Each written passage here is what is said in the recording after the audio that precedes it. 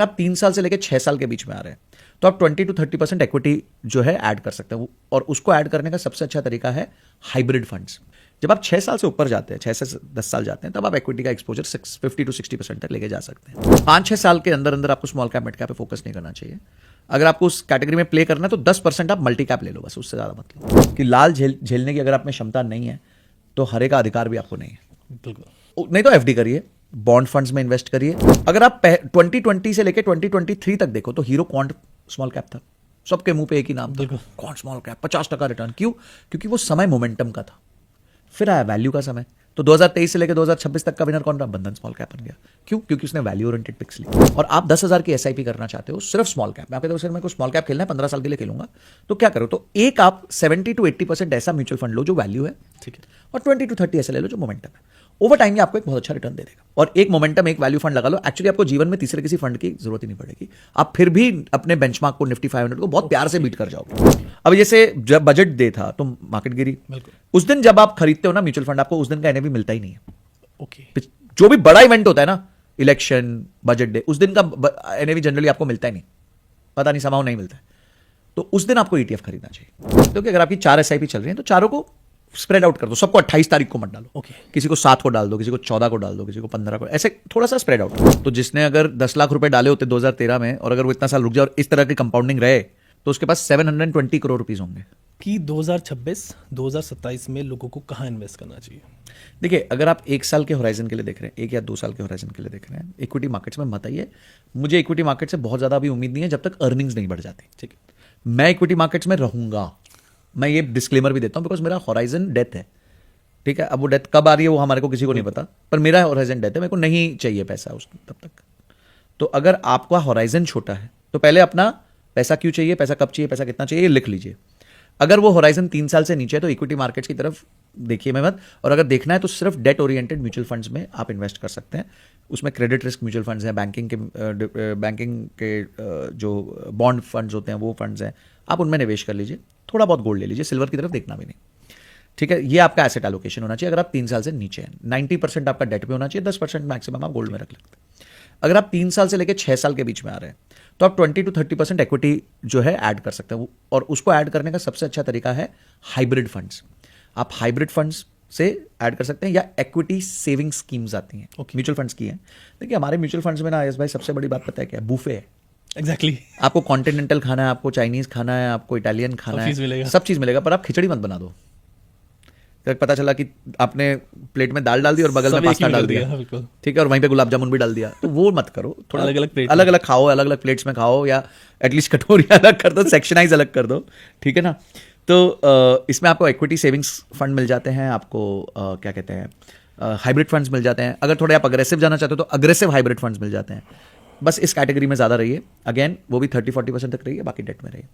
जब आप 6 साल से ऊपर जाते हैं, 6 से 10 साल जाते हैं, तब आप इक्विटी का एक्सपोजर 50 to 60% तक लेके जा सकते हैं। और जब आप 10 साल से ऊपर जाते हैं तो फिर आप कुछ भी कर सकते हैं, फिर आप बड़ा मतलब बेट्स ले सकते हैं इक्विटी के ऊपर। ओके, 10 साल में स्मॉल कैप मिड कैप भी आ सकता है, 6 से ऊपर भी आ सकता है। ओके। 5-6 साल के अंदर अंदर आपको स्मॉल कैप मिड कैप पे फोकस नहीं करना चाहिए। अगर आपको उस कैटेगरी में प्ले करना है तो 10% आप मल्टी कैप ले लो, बस उससे ज़्यादा मत लो। तो मल्टी कैप आपको वो एक्सपोजर दे देगा, रिक्विजिट एक्सपोजर दे देगा, बट उससे ज़्यादा आपको करने की जरूरत नहीं है। संजय भाई, इस पे आगे बात करूंगा आपसे, मेरा क्वेश्चन है स्मॉल कैप से रिलेटेड, लेकिन उससे पहले आपने ये कहा कि अर्निंग पे आपको भी थोड़ा भरोसा नहीं लग रहा है। तो इसमें एक सवाल आया था कि इंडिया की जो मतलब कंपनीज की पी रेशियो जो है वो काफ़ी ऊपर है, 50s में, 60s, इवन कुछ कुछ तो 90s, और कुछ तो मतलब इन्फ्लेट करके रखा हुआ है। तो इस सिचुएशन में लोग ये कहते हैं कि यार जब लोगों के पास पैसा आ रहा है एएमसी के पास, तो उसको तो कुछ ना कुछ खरीदना है, और वो खरीदने पे मजबूर है। वो ऐसी चीज़ों में पैसा डाल रहे हैं जो बहुत ज़्यादा इन्फ्लेटेड है, आईपीओस में अंधा पैसा भरा हुआ है, और ऐसे स्टॉक्स खरीदे हुए हैं जिनके 90, 100, 60, 70, 80 पी है।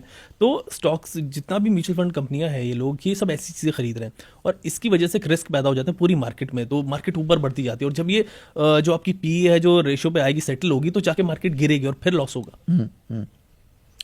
अच्छा, मतलब क्वेश्चन इसमें ये है कि प्राइस टू अर्निंग ज़्यादा हो चुका है और अंधा परचेज होता है।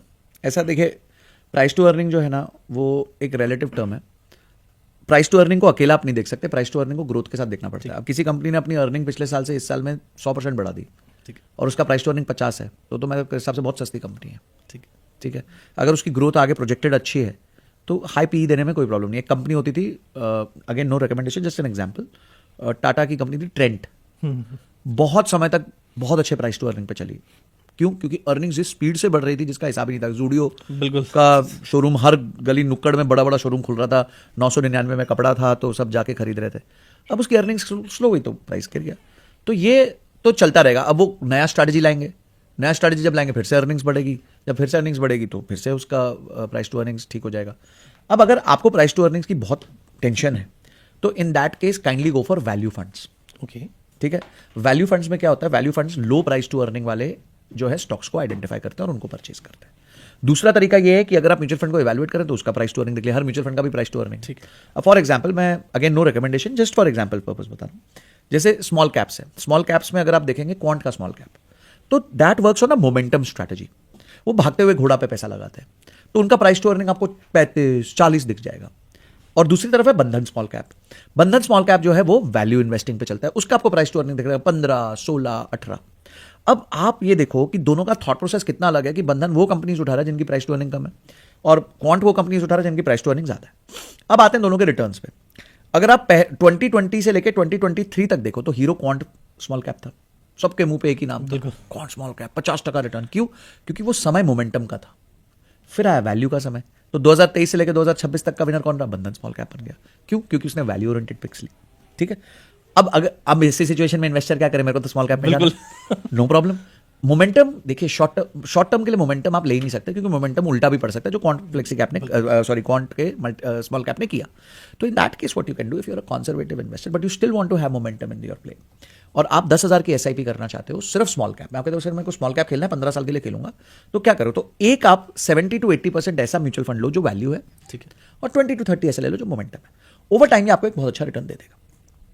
ठीक है, क्यों? क्योंकि जब मोमेंटम का जमाना आएगा तो क्वांट आपको दे देगा, जब वैल्यू का जमाना रहेगा तो वो दूसरे वाला आपको दे देगा। तो इस तरीके से आपका पोर्टफोलियो बैलेंस रहेगा। इसको मैं सचिन सहवाग स्ट्रैटेजी कहता हूं। जैसे सचिन, आपको सबको पता है सचिन सहवाग बैटिंग ओपन करते थे, सचिन वैल्यू प्लेयर थे, बिल्कुल, सहवाग मोमेंटम प्लेयर थे। जब उनका टाइम आता था ऐसा ठोकते थे जिसका हिसाब नहीं, पर आउट भी जल्दी हो जाते थे कभी कभी। तो आपको टीम में हर तरह का प्लेयर चाहिए होता है। आपकी टीम सिर्फ सचिन से नहीं बन सकती, आपकी टीम सिर्फ सहवाग से नहीं बन सकती। तो ये सचिन सहवाग की भी अगर आप स्ट्रैटेजी लगा लो और एक मोमेंटम एक वैल्यू फंड लगा लो, एक्चुअली आपको जीवन में तीसरे किसी फंड की जरूरत ही नहीं पड़ेगी। आप फिर भी अपने बेंचमार्क को, निफ्टी 500 को बहुत प्यार से बीट कर जाओगे। और ये मैं मेरे बहुत सारे इन्वेस्टर्स को बोलता हूं, उनको बस सिंपल ये समझना होता है कि आइडेंटिफाई कौन सा करना है, उसके कुछ रूल्स होते हैं सिंपल, और उसके बाद उसका प्रपोर्शन क्या रखना है। ठीक है, कि खाने की थाली में गुलाब जामुन कितना रखना है हो, और चाय खिचड़ी कितनी रखनी है और ये कितना रखना है, वो बस मिक्स ठीक रख लीजिए, अपने चॉइस के हिसाब से रख लीजिए। कुछ लोग हो सकता है कि नहीं सर मैं तो मोमेंटम प्लेयर हूं, मेरे को वॉलेटिलिटी से फर्क नहीं पड़ता, 50-50 कर लो भाई, 60-40 कर लो। तो वो रेशियो आप चेंज कर सकते हो एज पर योर टेस्ट।